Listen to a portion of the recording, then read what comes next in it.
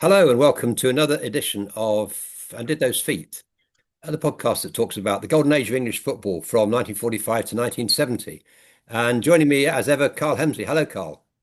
Hello, Peter. Karl, today we're going to talk about the game between England and the rest of the world, which took place in November 1963 at Wembley Stadium to celebrate the 100th anniversary of the founding of the FA, of course, the first on the planet. And all sorts of people turned up. Pele didn't, but everybody else did. And it was a carnival occasion. But Karl, a question I want to ask you first of all is this an important game? Is there anything to be gained from studying this game or discussing it? I think it's a very interesting game, yes, and I think there's a lot that's worthwhile looking at. Partly because I think it shows a difference between football then and now in some ways. Because today, an England versus rest of the world match would be end of the season and a game between TV celebrities and ex-players, whereas this was an international match for which the England players got caps. They did get And caps. Extraordinary, yes. yeah, yes, when you see that, Bobby Charlton got 100 had 106 appearances Yes, yes, for England, that's right. then one of them was this match, England against the rest of the world. And you can't imagine that happening today. Um, No, not at all. No. The other thing I think and that it, really is interesting about this game, by the way, we should say two things, I think, before we go any further. One is that we let's give the game away. England won 2-1. Because I'm just saying that because we don't want to get hung up or distracted by the score. The score was it could have gone either way. It went this way.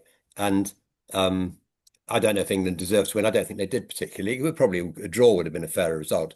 But the interest for me is the fact that this is the first time, I think I'm right in saying, although it's Alf Ramsey's eighth game in charge, I think it's the first time that he's actually got charge of the team, including selection, on home soil. So it's actually his debut, I think, as full manager. I mean, I think that in the first three games that he plays in the previous or that he manages in the previous season, correct me if I'm wrong here, Carl. I think I'm right in saying that he doesn't have, there's an international selection committee and they pick the team. I think that's right. And I think that is right, so yes. for the first time for a home match at Wembley, and of course, hanging over this game is the shadow of 3 years' time and 1966.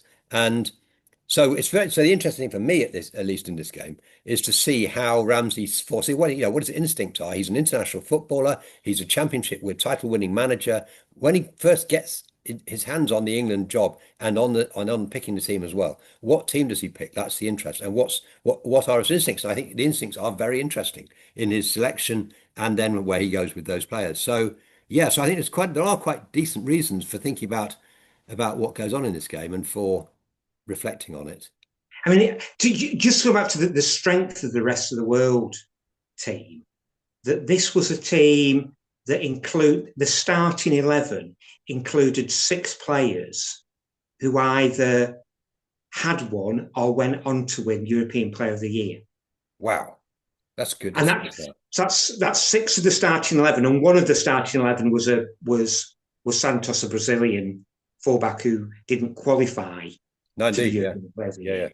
So that gives something of a clue as to the strength of the side, and perhaps also a clue to the importance of the occasion, or as it was seen at the time, in a way that an equivalent game, wouldn't be today, even if it could happen.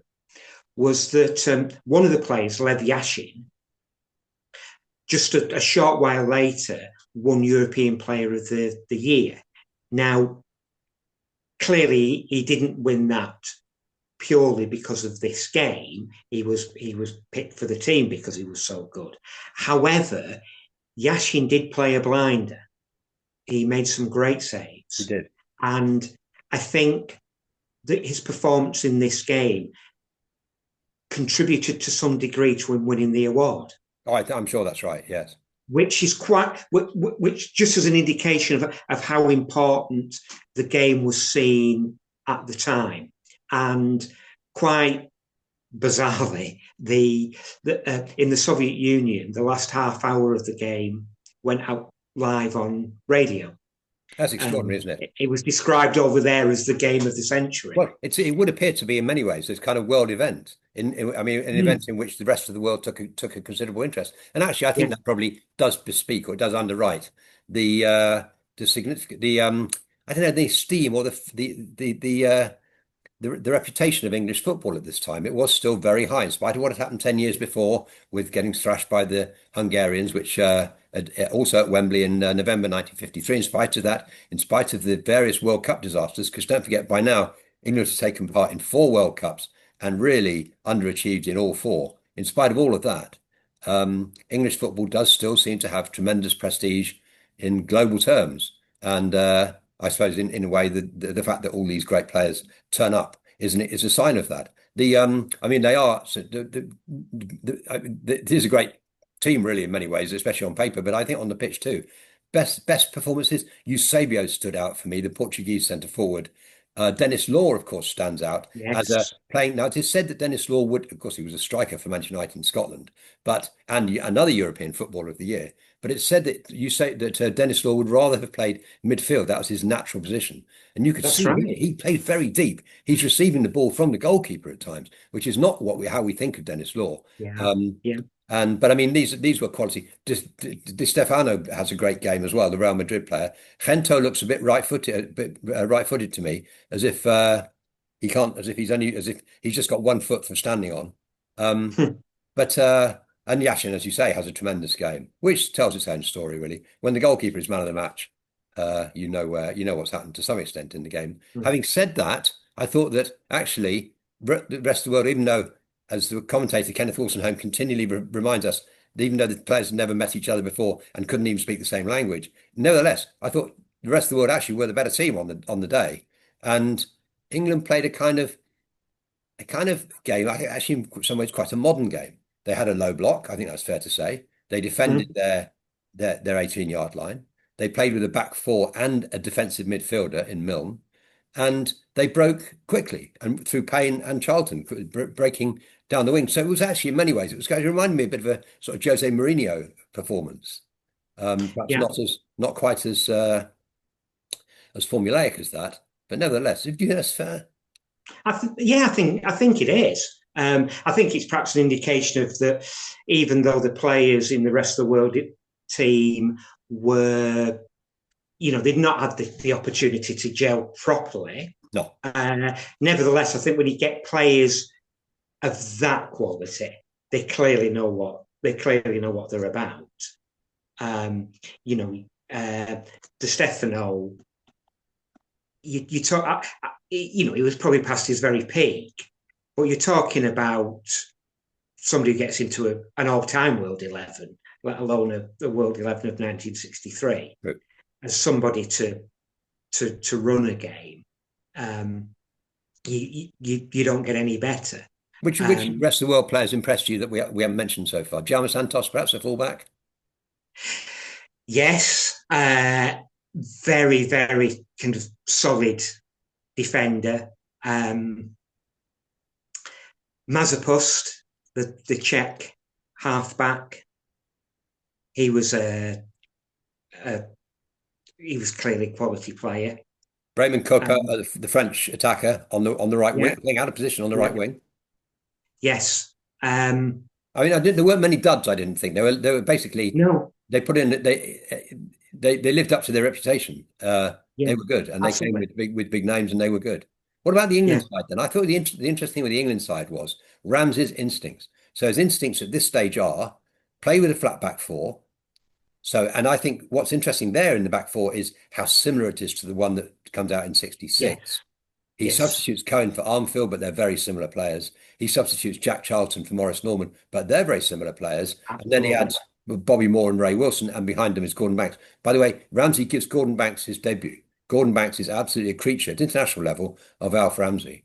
And then in front of them, he puts his defensive midfielder, which is Gordon Milne. He tries Gordon Milne for quite some time. He gives him quite a run. Milne has something like 7 or 8 successive matches for England before he's pushed aside. And of course, he's replaced in '66 by Styles in playing in that very sort of well, what I call a screener, playing in front of the back four. So in Yeah, that sense, Ramsey's instincts that he built his defense. I mean, the defense is in place to all intents. There may be a few personnel changes, but the defense is in place as soon as he accedes to the job. What's different is how he plays with the forwards. Because in this game, it seemed to me one of the striking things about it was the extent to which England played down the wings.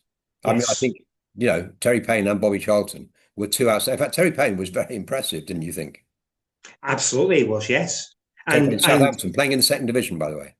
yeah, and kept his place in the World Cup.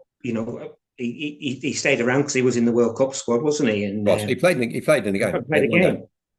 Um, so you're right. I think that's the big change. A lot of the rest is familiar from '66. Like you say, Milne doing the job that Styles did. It's interesting that he was playing because I think a lot of people thought that perhaps it should have been Tony Kaye who was in the. Isn't that interesting? Now you better. So who is Tony Kaye? That's such an interesting. So here, let's Yeah. just start by saying that England have substitutes. Both teams have substitutes.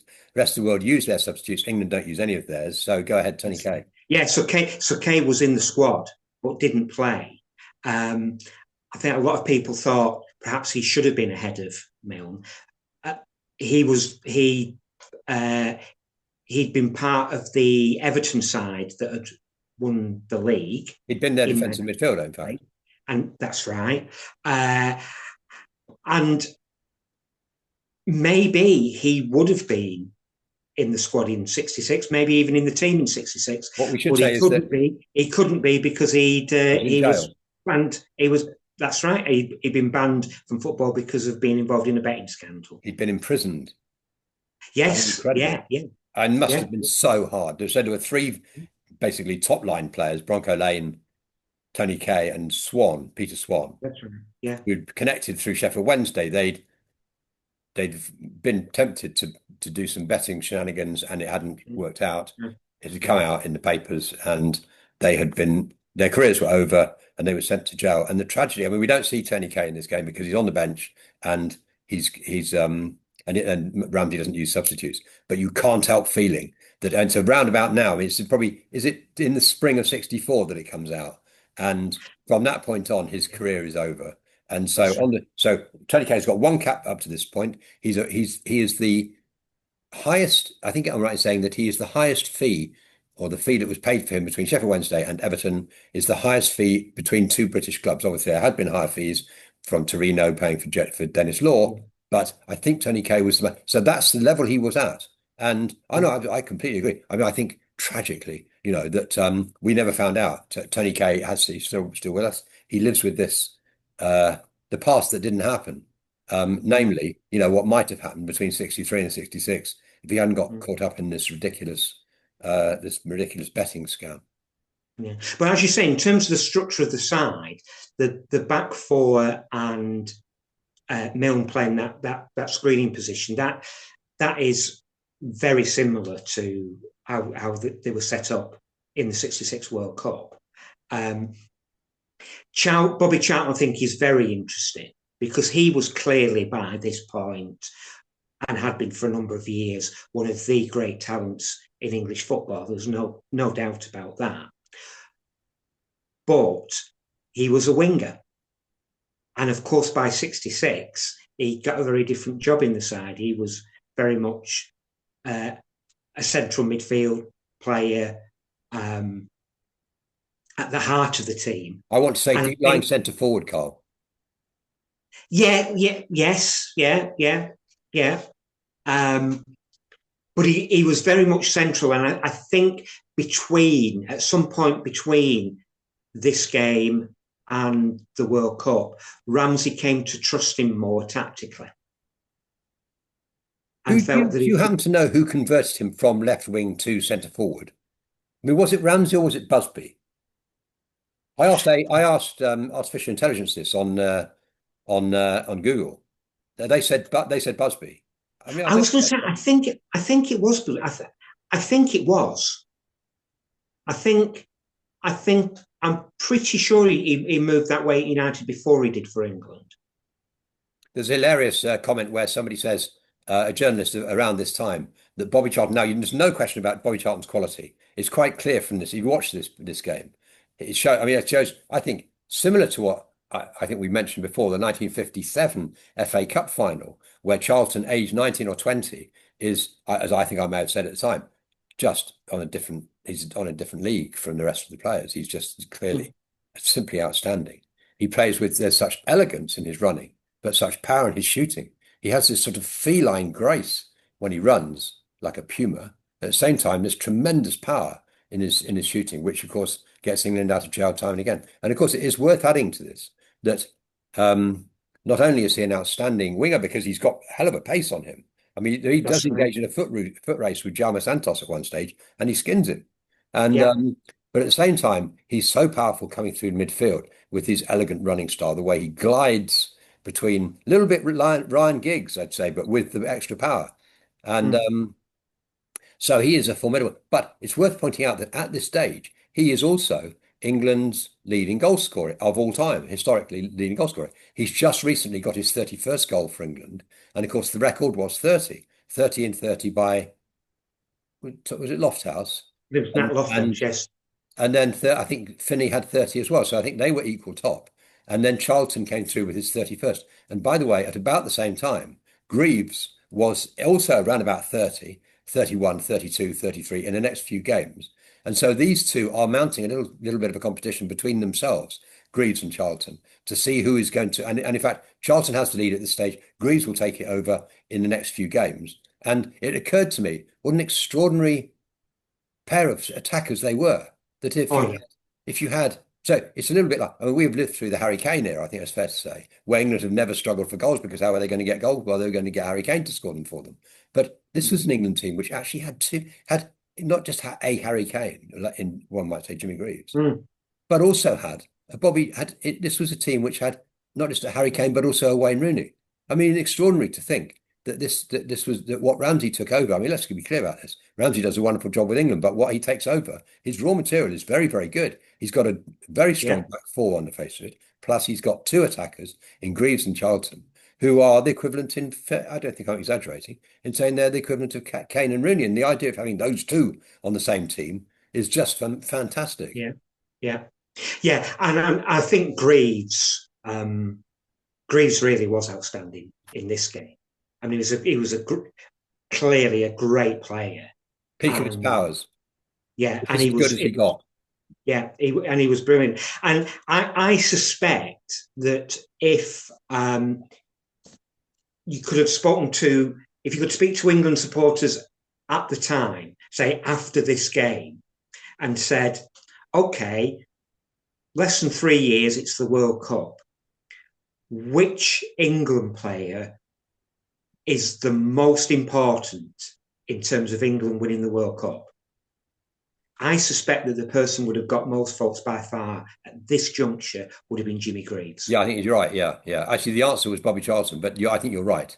Yeah, it turned out to be It did that because Bobby Charlton Charlton was was the the player most. of the tournament. Yeah, But yeah. you're absolutely But right. I think at this point, if people are saying, which player is really going to have to be on it, and uh, who England can rely on to win, if they're to win the World Cup, I think Greaves would have been seen as the man above any other. I want to And add he as well. can, I think that having Charlton, Greaves, and Terry Payne up front. I mean, Terry Payne, I think is has a very good game and looks really penetrative. Looks, and of course is a goal scorer. I think that would have been a pretty impressive front three. But of course, Ramsey eventually doesn't play with the front three. Eventually plays really with the front two in mm, Hurst and Hunt. And so players like, so I mean, I think Payne is one of the successes of this game. As I say, second division player. I did make a note of what his calendar looked like. I think he had Norwich. That's right. The previous Saturday, he was away to Norwich, a 1-1 draw in the second division. Then midweek, he's up against Puskás, Di Stefano, yeah, Eusebio. It's a funny old world. His next, by the way, interesting enough, his mm, next game, he's at home to Leeds. And Leeds in the second division, this is. Leeds will, as we know, gained promotion that season with Jack Charlton at centre half. And that's another sequence of events which brings the 66 team together a little bit more, because Charlton, of course, has to, once Jack Charlton is playing in the first division, then um, he's in the show. He's in a position to reveal what he can do, and what he can do is what Ramsey wants, which is basically to defend and to stay back when Bobby Moore goes upfield. One thing I wanted to say about Bobby Charlton was it was said at this time that there were times when Bobby Charlton dominates a game, and there were other times when you had to send a detective onto the pitch to find out whether he was still playing. And I wonder if there were times in this game when I thought that was true. There were times when he went AWOL. It was curious. There were times when players tried to find him on the left wing and he wasn't there. The ball was delivered into vast open acres of space where Charlton should have been, and he wasn't there. So I thought it was. I mean, he looks at his best. He looks like a Rolls Royce. Yeah. But there were other times when he did go absent a little bit. Mind you, And well, go it on. seems a strange way to talk about somebody who's clearly one of the greatest footballers that England's ever produced, Yes. if not the greatest. But Mm. it seems to me that strangely, he took longer than he should have done, quite a lot longer than he should have done, to mature tactically as a player. He technique and athleticism, he'd got everything you could want. He's quick, two-footed, can control the ball and dribble, fantastic shot, long range passing, brilliant. So very, very much to his game. But it's that tactical nous to kind of stitch the game together. Now, whether that's because he spent so much time playing as a winger rather than inside, and I remember a long time ago reading a biography of Matt Busby by Eamon Dunphy, and Dunphy was at United as a reserve player. Yeah.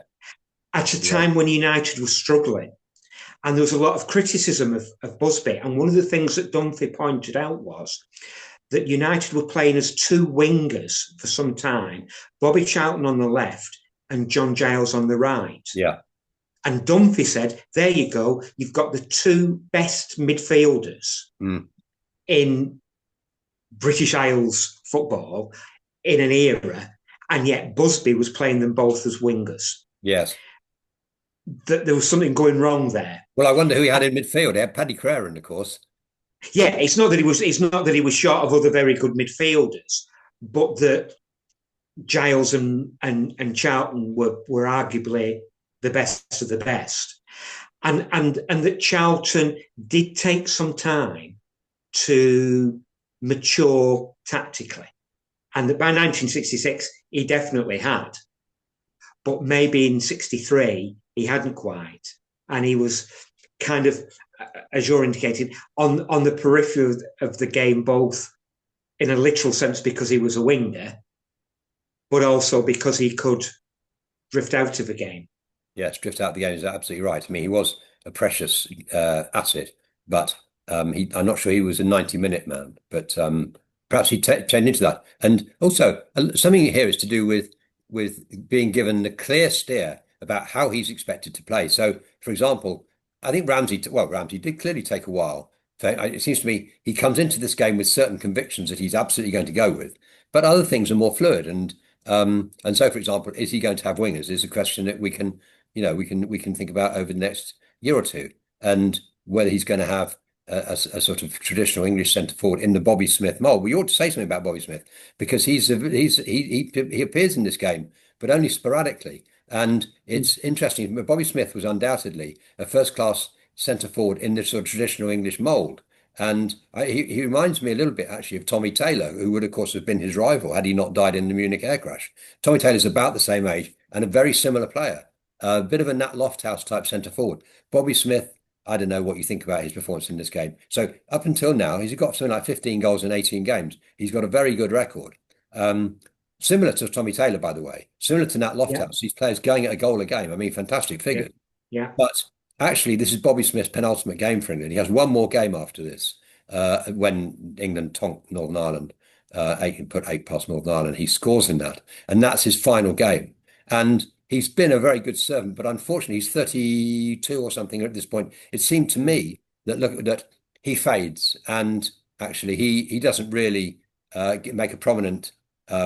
He looks weary to me. He looks off the pace basically. And Yeah. reading about Bobby Smith, you hear the stories that his game was fading, and you can see it in this game, I think. And it's Mm. interesting that now. So I made a list then because Ramsey has a huge difficulty in replacing Bobby Smith. He's looking for a centre. Of course, in the end, he replaces him with two of a kind in Jeff Hurst and Roger Hunt. But Yeah. but until then, this is what Ramsey's sequence of picks. He picks Budgie Byrne of West Ham, who actually does pretty well, but I think there was something.